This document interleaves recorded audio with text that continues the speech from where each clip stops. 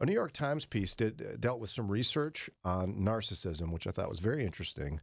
And Daria said something provocative yesterday about narcissism, which I'll bring up in a moment. But for the I uninitiated, don't remember what this was. You don't? I don't know what you're talking about. You have to wait.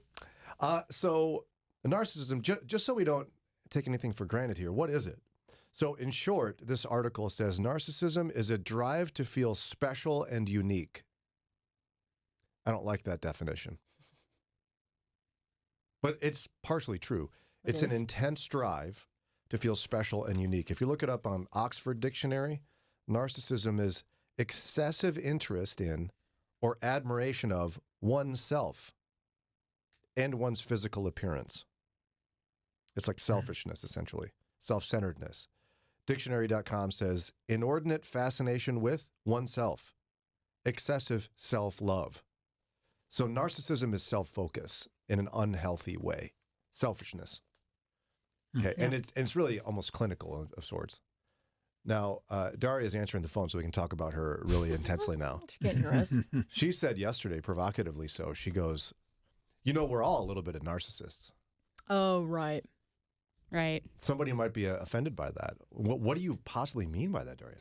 We are sinful creatures. We are hardwired because of sin to look out for our own self-preservation, sometimes to the detriment of others. Yeah. So you think she's right? I think so. And the article actually says that some people, it like benefits us in some way. Like it helps us in that a little bit of it shows that viewing ourselves through a rose-colored glasses, it can help us cope with adversity. We all carry a little, I don't know how I feel about that, but nonetheless, I think it's a major problem for Christians, narcissism. I mean, it's really pride. Yeah, we just talked about the Olympics, and the jury's out on whether or not this was intended as an attack on us. It could have been, but I see narcissism and pride just assuming that it was directed at us. Yeah. Boy, that's someone's processing that now, but I understand what you're saying, because excessive focus on self is narcissism, right? So if you're someone who's consumed with the idea that everyone's talking about you all the time, newsflash, nobody's talking about you. And if they are, it's very rare. No one's thinking about you. I don't mean that in a mean sense. It's like quite literally, most of us are so self-consumed, we're thinking about ourselves, not you. Right? I mean, that's really how it works. And so the idea that we're on the lookout as Christians for when the entire world is after us trying to get us, most of the time they're not thinking about us. They're thinking about themselves. Correct. Yeah, and also it's just like we're told that's going to happen, so why are you always on the lookout for it? It's going to happen. You know that's true. Mm-hmm. It says in Scripture it's true, so. So why be surprised when it does happen? Yeah. But even then, like when I had a friend who's an agnostic. He was just not thinking about Christians at all. He really wasn't.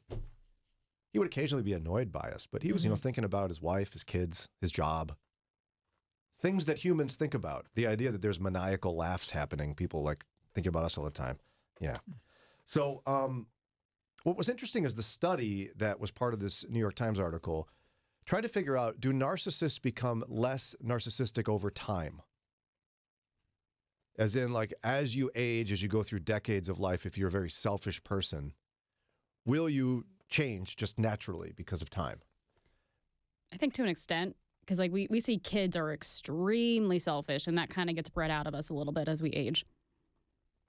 Yeah, and oddly enough, narcissists don't change much over time.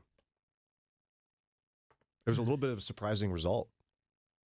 One researcher said, when you look back at how a close friend behaved 20 to 30 years earlier, you might notice the change.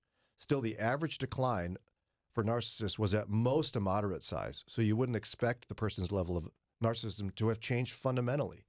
So when left to their own devices, another researcher said, people who are extremely narcissistic in this unhealthy way are not going to change. So the idea, if you just wait it out and life circumstances are going to make a very selfish person become more selfless, it's not going to happen. It's not going to happen. Oh, so we're talking like clinical narcissism. Yeah, high levels of narcissism. Gotcha. I think the average person, life circumstances compel us to become, if you're trying to conform your life to Christ, the Lord will give you plenty of invitations to grow in selflessness. Yeah. Because he'll expose the disgusting nature of your selfishness. It's repulsive when he shows it to you, and it compels you to change. But the person who is a clinical / very extremely selfish person left to their own devices will not change over time. But the part that really got me, and we're going to get to it in just a minute, is they actually delineated 3 types of narcissism. And one of them doesn't sound at all narcissistic. The New York Times talked about a study done on narcissism. For those who are just tuning in, if you're not familiar, narcissism is just essentially excessive interest and admiration of yourself. I mean, it's selfishness. Mm-hmm. And Christians struggle with this dramatically. Humans struggle with this dramatically so. Humility is a very difficult thing to achieve in a real sense, and it takes a long time to work on it. Now, this article's most interesting part to me was that it defines 3 different types of narcissism, and I want to go through them together, see what we think. First one, agentic narcissism, is what most people think of when they imagine a narcissist. This is those who score highly in this dimension. They're focused on status, power, and success. Status, power, and success. Mm-hmm. But then you have antagonistic narcissism. And this is somebody who often views others as rivals. They tend to be competitive, hostile towards others, and willing to put them down to feel superior. They also lack empathy and are exploitative. I think that's what I think of when I think of people that have like a narcissistic disorder. You do? Yeah, that type. So somebody who's like just smashing others to make To lift themselves look good? up, yeah. Yeah, okay. Here's one that got me. I did not expect it. Neurotic narcissism. It's characterized by hypersensitivity. Those who score highly in this dimension, again, neurotic narcissism, constantly need validation and are very sensitive to criticism and rejection. They often experience significant shame, anxiety, emotional instability, insecurity, and self-doubt. And this is where I remember having my world rocked by my friend Nancy Kane when she said that those who have a lot of self-loathing are prideful. Right. Yeah, I was going to say because they're so insecure because they need so much more validation from external sources. And so they're insecure because they don't get enough of it. Because I feel like their pool of what they need is so deep. Yeah. Of needing to know that they're so good or so great or so whatever. And you make things that aren't about you because you're so sensitive or anxious or whatever. Mm-hmm. And see, when you're feeling these ways, when you're feeling insecure, you'd never go, oh, I'm being so prideful right now. No, you feel the opposite. You're like, wow, look at me. I'm so low and bad. I'm humble. Can you even claim to be humble without being boastful? I don't know if it's possible to say, yes, I'm humble. But you know, like in a real sense, when someone is beating themselves up or feeling really insecure, they're thinking, look at me, I'm not great. And if I'm telling myself I'm not great, I can't possibly be a narcissist. But then a lot of times those same people are saying, look at me, I'm so lowly. Look at how lowly Correct. I am. Please, I feel so bad about myself. Please, I hate myself. Please, I need this. Please, I need that. And your headspace is still consumed by yourself. Yeah. I wonder, they don't say this, I wonder if this is the most difficult kind of narcissism to Probably. combat. I'm sure it is. It's so deceptive. Mm-hmm. Because you wouldn't think, I mean, Brian and I were working on this yesterday. We both went, what? When this one came up? Again, neurotic narcissism is characterized by hypersensitivity. You constantly need validation and are very sensitive to criticism and rejection. I mean, there's a lot of people listening now who might go, that's me. I've experienced this. And now the crazy part is when you experience it in someone else. It's truly exasperating and exhausting to be around a traditional narcissist. Yeah. But there's a way in which it's maddening to be around a neurotic narcissist because you could never convince them they're being selfish. Mm-hmm. In fact, if you called them selfish, it would be devastating. You probably can't. And yet they're so self-focused, it's just like you can't even handle life. Ah.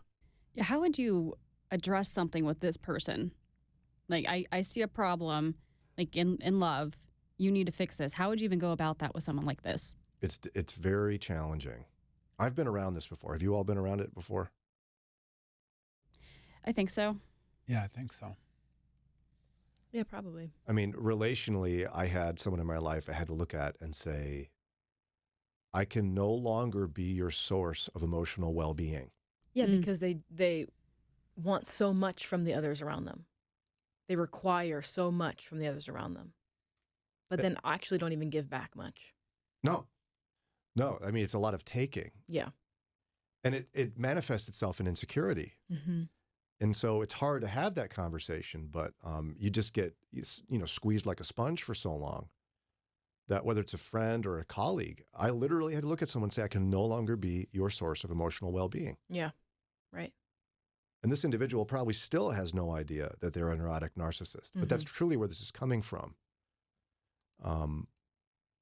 Something for real serious self-analysis here for all of us, because I think Darius, It's easy to fall into. so easy to fall into. And you were right to say all of us carry a measure of narcissism. I think it's part of our sinful nature. Yeah. And if you think you don't, you're probably a neurotic narcissist. I don't. Right. Wait, no. If you think you don't, you're not that. You think you're great. So you're a. You've lost me. It's a strange philosophical trap. Like, can someone, like you're saying, can someone say they're humble and be humble? I don't think you can ascribe that trait to yourself. But then if you excessively say you're not humble, then you're a neurotic narcissist. It's a terrible trap. We all have to work on in some measure, Maybe right? we just don't talk about how humble we are at all, are or aren't. But I mean, really do some self-examination. Ask the Lord to show you where your narcissism lies. Whether it's in excessive self-focus, self-hatred. We really are, remember, the greatest commandments, to love God and love our neighbor as ourselves.